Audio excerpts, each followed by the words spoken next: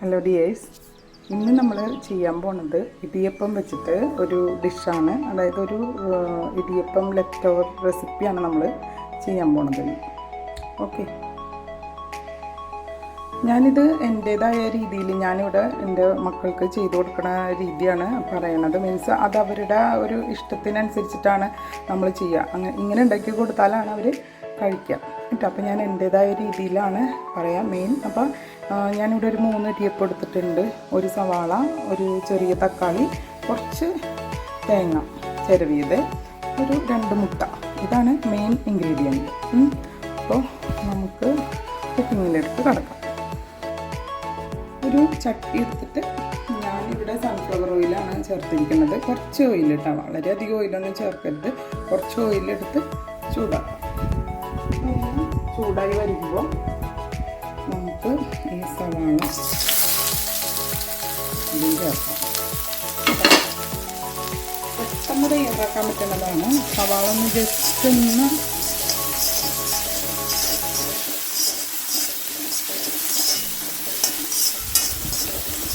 ഒന്ന് വഴന്ന് വരട്ടെ. ഇതാ സവാള ഒന്ന് വഴന്ന് വന്നപ്പോൾ ഞാൻ ലേശം കുരുമുളക് പൊടി, ലേശം മഞ്ഞൾപ്പൊടി, കുറച്ച് ഗരം മസാല കേട്ടോ, കുരുമുളക്, ഗരം മസാല, മഞ്ഞൾപ്പൊടി എല്ലാം കുറേശ്ശെ ഒന്ന് ആഡ് ചെയ്തു കേട്ടോ. നമ്മളിതിൽ ഇഞ്ചി ആഡ് ചെയ്യണില്ല, വെളുത്തുള്ളി അല്ലെങ്കിൽ വേപ്പില, പച്ചമുളക് ഒന്നും ചെയ്യണില്ല. ജസ്റ്റ് ഒരു എരിവിന്. കുട്ടികൾക്ക് അത്ര സ്പൈസസ് ഒന്നും ഇഷ്ടാവില്ലല്ലോ. ഇനി വേണമെങ്കിൽ ചിലർക്ക് ഇത്തിരി എരിവൊക്കെ ഇഷ്ടമാണെന്നുണ്ടെങ്കിൽ നിങ്ങളെന്ത് ചേർക്കാം, മുളക് പൊടി ചേർത്ത് കൊടുക്കാം കേട്ടോ. അല്ലെങ്കിൽ നിങ്ങൾക്ക് ചെറിയ വേരിയേഷൻസൊക്കെ നിങ്ങളുടെ ഇഷ്ടത്തിനനുസരിച്ച്. നമ്മളെപ്പോഴും ഫുഡ് ഉണ്ടാക്കാം കുട്ടികളുടെ ഇഷ്ടം നോക്കിയിട്ടാണല്ലോ. അപ്പോൾ അതനുസരിച്ചിട്ട് നിങ്ങൾക്ക് ചെയ്യാവുന്നതേ ഉള്ളൂ. ഓക്കെ, ഇനി നമ്മൾ ഈ തേങ്ങയും കൂടി ഞാനിതിൽ ചേർത്ത് കൊടുക്കണേണ്. അപ്പോൾ എല്ലാം കൂടെ ഒന്ന് നന്നായി മിക്സായി വരട്ടെ. ഈ സമയത്ത് ഞാനിതിൽ 2 മുട്ട ചേർക്കുന്നുണ്ട്. ഓക്കെ, ആ മുട്ടക്കും കൂടെ കണക്കാക്കിയിട്ട് നമ്മളിതിൽ ഉപ്പ് ചേർക്കാം. ഉപ്പ് ചേർത്തിട്ട് ഇതൊന്ന് അടച്ച് വെച്ച് നന്നായി ഒന്ന് വഴന്ന് വരണം കേട്ടോ. അപ്പോൾ നമുക്ക് ഉപ്പ് ചേർക്കാം.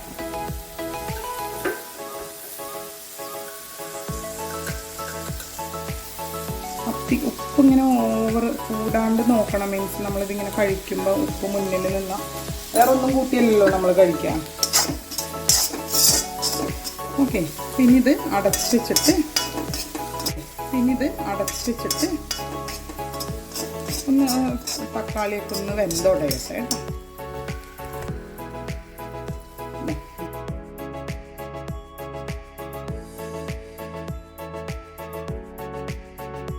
ഇതിലേക്ക് ഇനി മുട്ട പൊട്ടിച്ചൊഴിക്കാം.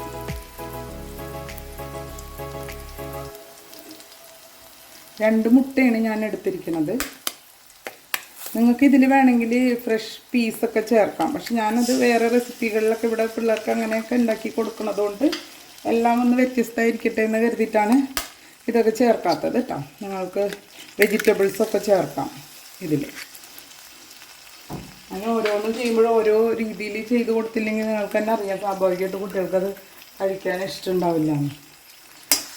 എല്ലാം ഒരേപോലെ ഇരുന്നാലേ. അപ്പോൾ അതുകൊണ്ടാണ് ഞാനതൊന്നും ചേർക്കാത്തത്. വേറെ ഡിഷുകളിൽ നമ്മളത് ചേർക്കുന്നതാണ്. ഓക്കെ, ഇനി ഇതൊന്ന് ഫ്ലെയിം കൂട്ടിയിട്ടിട്ട് ഇതൊന്ന് ഇതാക്കിയെടുക്കാം. മുട്ടയൊക്കെ ഇപ്പോൾ നന്നായി വെന്ത് വന്നിട്ടുണ്ട്. ഈ സമയത്ത് നിങ്ങളൊന്ന് ഉപ്പ് പാകത്തിന് നോക്കിയേക്കാം. എപ്പോഴും റെസിപ്പിയിൽ ഞാനിപ്പോൾ ഇവിടെ ഒരു 1/2 ടീസ്പൂൺ മുഴുവൻ എടുത്തില്ല, അതിൽ താഴെയാണ് ഉപ്പ് എടുത്തത്.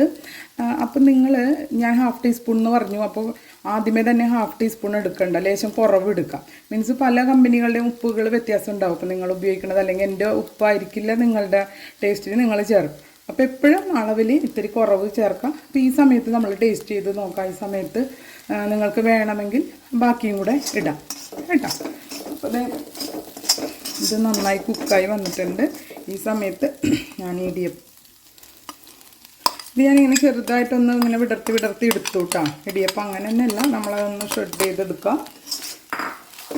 ഈ സമയത്ത് നിങ്ങൾക്ക് സ്പ്രിംഗ് ഒനിയൻ വേണമെങ്കിൽ സ്പ്രിംഗ് ഒനിയൻ ചേർക്കാം കേട്ടോ. അപ്പോൾ നമ്മളുടെ ലെഫ്റ്റ് ഓവർ ഇടിയപ്പം റെസിപ്പി ഇവിടെ റെഡി ആയിട്ടുണ്ട്.